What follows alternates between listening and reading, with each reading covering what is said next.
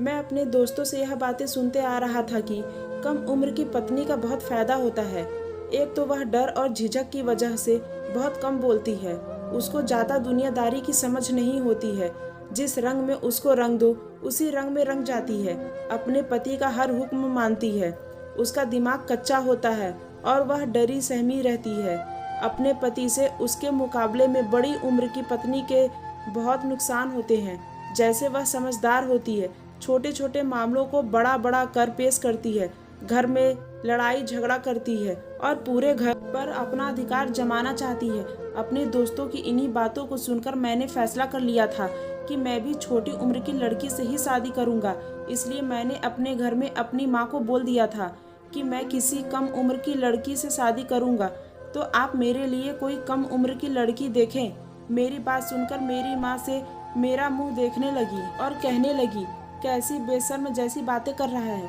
अरे छोटी उम्र की लड़की का पता नहीं घर को संभाल पाएगी या नहीं। अपनी उम्र के हिसाब से लड़की लेकर आएगा तो वह हमारे को भी संभालेगी और तो और तुझे भी संभालेगी। लेकिन मैंने मम्मी की एक भी नहीं सुनी। मैंने शादी करनी है तो कम उम्र की लड़की से ही करनी है, नहीं तो मैं शादी नहीं करूँगा।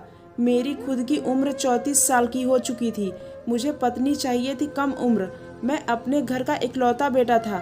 मजबूरन मेरी माँ को मेरी बात मानना पड़ेगा और उन्होंने मेरे लिए कम उम्र की लड़की ढूंढना शुरू कर दी और जल्दी ही एक ऐसी लड़की मिल गई जो मुझे पसंद आई। और मेरी माँ को भी उस लड़की की उम्र ज़्यादा से ज़्यादा 17-18 साल की होगी। उसका नाम अंकिता था और फिर चट मंगनी पट ब्याह हो गया। आज मेरी शादी थी और मेरी दुल्हन सुहाग की सेज पर बैठी मेरा इंतजार कर रही थी। मैं बेहद खुशी के आलम में अपने कमरे में दाखिल हुआ जहाँ पर मेरी नई नवेली दुल्हन अंकिता बैठी हुई थी। अंकिता बहुत ही खूबसूरत थी। उसकी खूबसूरती को देखकर मैं हैरान भी था और खुश भी था। मैं अपने दिल की धड़कनों पर काबू पाते हुए आगे बढ़ा और उसके सामने जाकर बैठ गया। न जाने कितनी देर तक मैं उसके हुस्न को देखता रहा और दिल ही दिल में खुश होता रहा कि मुझे कितनी कम उम्र और कितनी सुंदर पत्नी मिली है। वो बहुत ही मासूम लग रही थी। इससे पहले मैंने अंकिता को सिर्फ फोटो में ही देखा था, लेकिन सच में तो अंकिता और भी ज़्यादा सुंदर थी। मैंने महसूस किया कि उसके हाथ पांव कांपने लगे थे। वह बहुत ज़्यादा डरी हुई थी शायद, और उसे डरा हुआ देखकर मुझे खुशी भी हो रही थी। मेरे दोस्तों की पढ़ाई ही पट्टी मेरे आंखों पर बंधी हुई थी। उन्होंने मुझे समझाया था कि अपनी पत्नी की ज़्यादा तारीफ मत करना। पहले ही रात में उसे इतना डरा धमका कर रखना कि वह तुझ पर हावी ना होने पाए, नहीं तो बाद में तू उसे काबू नहीं कर पाएगा। और मैं इन सारी बातों पर अमल कर रहा था। इसलिए अंकिता को डरा सहमा देखकर मुझे बहुत ज़्यादा खुशी हो रही थी कि चलो अंकिता तो मेरे डराने से पहले ही डरी हुई है। इस डरी सहमी सी लड़की को थोड़ा और डराया जाए, यह ख्याल मेरे दिल में आया तो मैंने अपने फ़ोन पर 30 सेकंड का टाइमर सेट किया। 30 सेकंड के बाद मेरे फ़ोन पर रिंगटोन बजी। मैं फ़ोन लिए कमरे में साइड पर चला गया और फ़ोन पर किसी से बहुत ही ज़्यादा गुस्से से बातें करने लगा। मैं गुस्से से फ़ोन पर बोलने लगा कि आज मेरी शादी है और तुम्हें यही समय मिला है मुझे यह सब बुरी खबर सुनाने का। तुमको पता नहीं है मैं कितना गुस्से वाला इंसान हूँ। मुझे लोगों का बकबक करना बिल्कुल भी पसंद नहीं, और जब मुझे गुस्सा आ जाए तो फिर मैं यह नहीं देखता कि मेरे सामने कौन इंसान खड़ा है। जिस इंसान को अपनी खैर चाहिए वह मेरे सामने जवाब नहीं देता। और तुम्हारी इतनी हिम्मत कि तुम मुझे बातें सुना रहे हो। कल आकर मैं तुम्हें ठीक करता हूँ, सीधा नौकरी से निकाल दूंगा, क्योंकि गलती की मेरे पास तो कोई माफ़ी नहीं है और तुमने गलती की है और तुम्हारी यही सज़ा है कि तुम्हें नौकरी से निकालना पड़ेगा। जो बातें मैं अपनी पत्नी को सुनाना चाहता था वह सारी बातें मैंने फ़ोन पर किसी और को सुनाकर दरअसल अपनी पत्नी के कानों में डाल दी। मैंने उसको मुँह दिखाई की अंगूठी दी थी। उसने मेरे हाथ से लेकर सामने टेबल पर रख दी। उसकी यह बात मुझे बहुत बुरी लगी। मैंने उससे कहा कि इसे पहन लो। उसने कहा कि मुझे अंगूठियाँ पसंद नहीं। उसकी बात सुनकर मुझे बहुत गुस्सा आ गया था, लेकिन मैं इतनी खूबसूरत रात को गुस्से की नज़र से नहीं करना चाहता था। मैंने उसका हाथ अपने हाथों में लिया तो कुछ ऐसा हुआ कि जिसकी मुझे बिल्कुल भी उम्मीद नहीं थी। मेरी पत्नी ने अपना हाथ मेरे हाथों से एकदम से खींच लिया और उसके चेहरे पर ऐसे एक्सप्रेशन हो गए कि जैसे उसे बहुत ज़्यादा गर्मी लग रही है। उसके हाथ पैर डर के मारे कांप रहे थे। मैं अभी उसे कुछ नहीं बोला था कि तभी डर के मारे वह बेहोश हो गई। उसको बेहोश होते देखकर मैं बहुत ज़्यादा परेशान हो गया कि अब मैं क्या करूं, क्योंकि अगर मैंने बाहर जाकर सबको बताया कि दुल्हन शादी की पहली रात को ही बेहोश हो गई तो सब लोग इस बात का गलत मतलब निकालेंगे और फिर मेरी कितनी बदनामी होगी। मैं किसी से नज़रें मिलाने के लायक नहीं रहूँगा। अपने हिसाब से मैंने उसे होश में लाने की भरपूर कोशिश की। उसके मुंह पर पानी के छींटे मारे, उसे झिंझोर कर होश में लाने की कोशिश की, तब भी वह होश में नहीं आई। तो मैं परेशानी से कमरे के अंदर ही चक्कर काटने लगा और सोचने लगा कि यह समस्या किसके सामने ले जा कर रखूं। मेरे माँ बाप तो पहले ही बड़ी उम्र की लड़की लाना चाहते थे ताकि वह घर का सारा काम संभाल सके। मेरी माँ का कहना था कि एक 17-18 साल की लड़की क्या काम करेगी। मेरी माँ ने कहा ऐसी बहू होनी चाहिए जो कि बहुत ही सुघड़ हो, बहुत ही सलीकेदार हो और घर को संभाल सके। सब घर वालों की मर्जी के खिलाफ मैंने अपनी मर्जी से कम उम्र की लड़की से शादी की। अब अगर मैं कहूँ कि वह बेहोश हो गई है तो सब मेरा मजाक उड़ाएंगे कि कम उम्र की लड़की से शादी करोगे तो यही होगा। जब पूरा 1 घंटा गुजर गया और वह होश में नहीं आई तो मैंने अपने एक दोस्त को फ़ोन किया और उसे सारी बात बताई। मेरी बात सुनकर मेरा दोस्त जोर जोर से हंसने लगा और हंसते हंसते लोटपोट हो गया। उसकी हंसी मुझे और भी गुस्सा दिलाने लगी। मैंने उसे कहा कि हंसने का और मजाक उड़ाने का वक्त नहीं है, मुझे तुम्हारी मदद की ज़रूरत है। मैं घर वालों में से किसी को कुछ नहीं बताना चाहता, बस किसी तरह वह होश में आ जाए। मुझे ठंडे पसीने आ रहे थे, सर्दी में भी। मेरे दोस्त की पत्नी डॉक्टर थी, इसलिए मैंने उसे फ़ोन किया था कि शायद यहाँ से मेरी कोई मदद हो जाएगी। मेरे दोस्त ने कहा कि परेशान होने की ज़रूरत नहीं, मैं अपनी पत्नी को तेरे घर लेकर आ रहा हूँ। उसकी यह बात सुनकर मैं और भी ज़्यादा परेशान हो गया, क्योंकि शादी खत्म हो चुकी थी। मेहमान अपने अपने घरों को जा चुके थे, घर वाले सोने की तैयारियां कर रहे थे। ऐसे में उसके घर आ गई तो फिर सब लोग क्या सोचेंगे।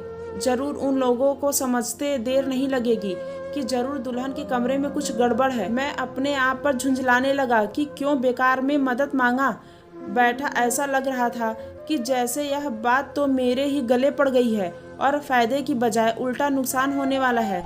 मैंने उसे साफ मना कर दिया कि अपनी पत्नी को मेरे घर मत लाना, मेरी बदनामी हो जाएगी, मुझसे सवाल जवाब किए जाएंगे। उसने कहा ठीक है, परेशान मत हो, मैं फ़ोन पर ही अपनी पत्नी से तेरी बात करवा देता हूँ। अपने दोस्त की यह बात मुझे ठीक लगी और मैं उसकी डॉक्टर पत्नी से बात करने लगा और अंकिता को होश में लाने की तरकीबें पूछने लगा। मेरे दोस्त की पत्नी ने मुझसे कहा कि अंकिता के पैरों के तलवों पर मालिश करो और उस पर कंबल डाल दो, क्योंकि सर्दी है, इस तरह के गर्माहट मिलेगी और वह होश में आ जाएगी। मैं यही सब कुछ कर रहा था, मैंने सब कुछ कर लिया, फिर भी उसे होश नहीं आ रहा था। मेरा दोस्त पीछे से बड़बड़ा रहा था और उसकी पत्नी मुझे तरीके बता रही थी। मैं बहुत ज़्यादा परेशान हो चुका था, इसलिए मैंने अचानक हाँ बोल दिया कि अंकिता को होश आ गया है। दरअसल मैं यह सारी सूरत हाल से बहुत ज़्यादा परेशान हो चुका था और इसलिए मुझे झूठ बोलना पड़ा कि अंकिता होश में आ चुकी है। हालांकि अंकिता अभी तक होश में नहीं आई थी। मैंने उन लोगों का धन्यवाद किया और फ़ोन काट दिया। परेशान होकर मैंने अपना सर अपने हाथों में थाम लिया। कुछ भी समझ नहीं आ रहा था क्या करूं। तभी मेरी नज़र उस साइड टेबल पर रखी दवाइयां की शीशी पर गई और उस दवाइयों को देखते ही मेरे पैरों तले से ज़मीन निकल गई, क्योंकि यह दवाई तो नींद की थी। शीशी में से थोड़ी सी दवा टेबल पर पड़ी हुई थी और जिस गिलास में अंकिता ने पानी पिया था उसमें भी थोड़ी सी दवा लगी हुई थी। इसका मतलब मेरी पत्नी अंकिता ने जानबूझकर बेहोशी की दवा खाई थी और जाहिर था कि दवा को अपना असर करने में थोड़ा वक्त लगा होगा। जितनी देर में उससे बातें कर रहा था इतनी देर में दवाइयाँ ने असर कर दिया और वह बेहोश हो गई। और यह दवाइयाँ अगर उसने खाई थी तो फिर उसे कोई भी होश में नहीं लाया जा सकता था। मैंने अपनी पत्नी को हैरान होकर देखा। मुझे तो बहुत ही मासूम लड़की लगी थी, लेकिन वह बिल्कुल नहीं थी। मुझे पूरी रात नींद नहीं आई। सोच सोचकर मेरा दिमाग फटने लगा कि आखिर यह सब क्या था। मेरी पत्नी ने अपने ही सुहाग रात में खुद को बेहोश क्यों कर लिया था। क्या वह मेरे साथ वक्त गुजारना नहीं चाहती थी? क्या वह मुझे पसंद नहीं करती थी? पूरी रात मैं इसी उलझन में रहा। सुबह लगभग 4 बजे दरवाजा पर दस्तक हुई। अभी 15-20 मिनट पहले ही सोया था। बैठे बैठे ही मेरी आंख लग गई थी। मैंने जाकर बाहर देखा तो मेरी मम्मी खड़ी थी। उनको देखकर मैं हैरान हो गया। इस समय तो हमारे घर में कोई नहीं जगता था। मम्मी भी सुबह को इतनी जल्दी नहीं जागती थी और आज तो शादी की कोई रस्म भी नहीं करनी थी, क्योंकि मैंने घर में पहले ही कह दिया था कि अब जितनी भी रस्में करनी है वह एक दिन छोड़कर करना, क्योंकि शादी के कामों के चक्कर में बहुत ज़्यादा थकावट हो गई थी। मम्मी बोली, तुम अभी तक उस कमरे में क्या कर रहे हो? चलो निकलो बाहर। मैं हैरानी से मम्मी को देखने लगा। मम्मी, मेरी अभी अभी शादी हुई है। यह मेरा कमरा है। अगर मैं यहाँ नहीं रहूँगा तो कहाँ होऊंगा? मेरी बात सुनकर मम्मी बोली कि हमारी खानदानी परंपरा है कि शादी की पहली रात दूल्हा दुल्हन शादी वाले कमरे में बहुत देर तक नहीं रुकते। सुबह होने से पहले ही उन्हें कमरे से निकलना होता है, नहीं तो यह अशुभ माना जाता है। मम्मी की बात सुनकर मुझे गुस्सा आने लगा। क्या मम्मी, आज के ज़माने में भी आप शुभ अशुभ के चक्कर में पड़ी हुई हैं? मेरी बात सुनकर मम्मी ने मुझे एक जोरदार डांट लगाई। मजबूरन मैंने कहा, ठीक है मम्मी, चलिए चलते हैं। मम्मी ने कहा, नहीं तुम जाओ, मुझे दुल्हन से कोई काम है। मैंने कहा, भला आपको दुल्हन से क्या काम है? जो भी काम है वह बाद में कर लेना, अभी वह सो रही है। मैं नहीं चाहता कि मेरी माँ को पता चले कि मेरी पत्नी बेहोश हो चुकी थी, क्योंकि वह तो यही समझती कि वह मेरी वजह से बेहोश हुई है। मेरी माँ ने कहा कि पागल, शादी तो तूने कर ली है, लेकिन और भी कुछ ज़रूरी बातें होती हैं जो मुझे दुल्हन से पूछना है, और मैं वही ज़रूरी बातें दुल्हन से पूछने जा रही हूँ। पता नहीं तेरे दिमाग में क्या भूसा भर गया है जो इतनी कम उम्र की लड़की से शादी कर ली। बड़ी उम्र की लड़की होती तो उसे थोड़ी समझ होती, और इतनी कम उम्र की लड़की लाए हो तो उसका ध्यान तो रखना ही पड़ेगा। जाकर देखो ठीक है या नहीं। इतना तो मैं बच्चा नहीं था कि मुझे मेरी माँ की बात समझ नहीं आती। मैं अपनी माँ का मतलब समझ चुका था, लेकिन जब वह पहले ही बेहोश हो गई तो भला इस बात की क्या लुक। मैंने अपनी माँ को बहुत बहाने बनाए कि मेरे साथ चले। मैंने कपड़े बदलने हैं, मुझे पता नहीं मेरे कपड़े कहाँ पड़े हैं। मुझे बहुत भूख लगी है, मुझे नाश्ता बना दे। मेरे सर में दर्द है, मुझे एक कप कॉफ़ी बना दे। मेरे बहाने मेरी माँ को और भी शक में डाल रहे थे। मेरी माँ ने मुझे एक तरफ को धक्का दिया और अंदर चली गई। मैं कमरे के बाहर ऐसे खड़ा था जैसे हॉस्पिटल में कोई ऑपरेशन थिएटर के बाहर खड़ा हो और उसे पता हो कि कोई बुरी खबर ही मिलने वाली है। थोड़ी देर बाद ही मेरी मम्मी बाहर आई तो मुझे हैरान होकर देखने लगी कि तू अभी तक यहीं खड़ा है। फिर अचानक से मेरे कंधे पर थपकी देकर कहा कि तुम्हारी पत्नी बिल्कुल ठीक है। मैं तो बेकार में ही शक कर रही थी। मम्मी के मुंह से यह बात सुनकर मैं हैरान हो गया कि मम्मी ने कैसे जांच लिया कि मेरी पत्नी ठीक है या नहीं। हालांकि मैंने तो अब तक उसे छुआ भी नहीं था। मैं अंदर कमरे में गया तो अंदर का मंजर देखकर मैं भी हैरान था। अंकिता के बिखरे हुए बाल, उसके होठों की फैली हुई सुर्खी रात की कुछ और ही कहानी बयां कर रहे थे। शायद अंकिता यह हालत देखकर ही मेरी माँ संतुष्ट हो गई, लेकिन मेरा तो चैन सुकून सब बर्बाद हो चुका था।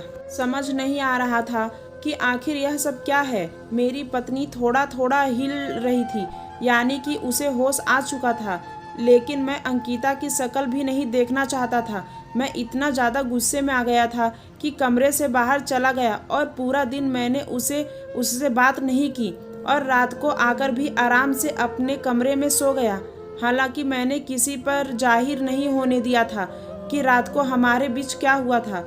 घर में हर कोई यही बातें कर रहा था कि चलो दोनों खुश हैं, लड़की बहुत अच्छी है, हमारा फैसला गलत साबित नहीं हुआ। शादी की सारी रस्में खैरियत से निकल गई। रात को जब मैं कमरे में आया तो मेरी पत्नी ने मुझसे कहा कि आपके लिए खाना लगा दूं। मम्मी ने कहा है कि हम दोनों साथ में खाना खाएंगे। मैंने कहा, साथ खाना खाने की क्या ज़रूरत है, बाहर खाना लगा दो, मैं बाहर आकर खा लूँगा।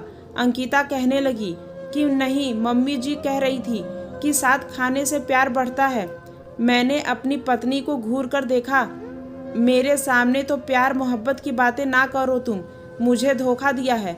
मैं तुम्हें बहुत ही मासूम समझता था, लेकिन इस मासूम सी शक्ल के पीछे इतना बड़ा राज छुपा है, मुझे मालूम नहीं था। समझ नहीं आ रहा था कि मैं तुम्हारा क्या करूं। मैं घर में किसी से कुछ कह भी नहीं सकता था। यह मेरी इज्जत का भी सवाल है। मजबूरी में ही सही, मुझे तुम्हें अपने साथ रखना पड़ेगा, लेकिन तुम मेरे दिल में कभी भी दाखिल नहीं हो पाओगी। मैंने अपनी पत्नी को लेकर ना जाने क्या क्या सपने सजाए थे, लेकिन तुमने मेरे सारे सपने चकनाचूर कर दिए। बताओ तुमने यह सब क्यों किया? हम दोनों के बीच रात को ऐसा कुछ भी नहीं हुआ था, फिर भी मैंने अपनी पत्नी को लेकर न जाने क्या क्या सपने सजाए थे, लेकिन तुमने मेरे सारे सपने चकनाचूर कर दिए। बताओ मुझे धोखा क्यों दिया?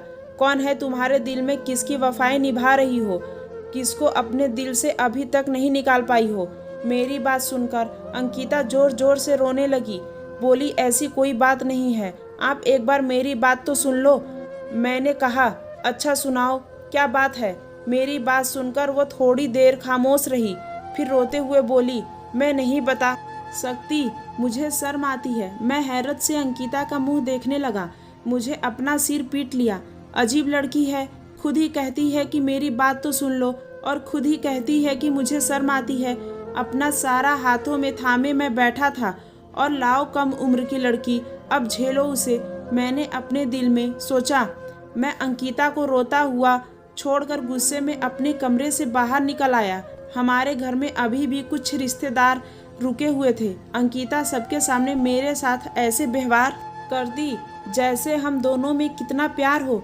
हम दोनों को यूं ही करीब करीब देखकर सारे रिश्तेदार आपस में बातें करते कि तुम्हारे बेटा बहू में तो बहुत प्यार है, भगवान दोनों की जोड़ी को सलामत रखे।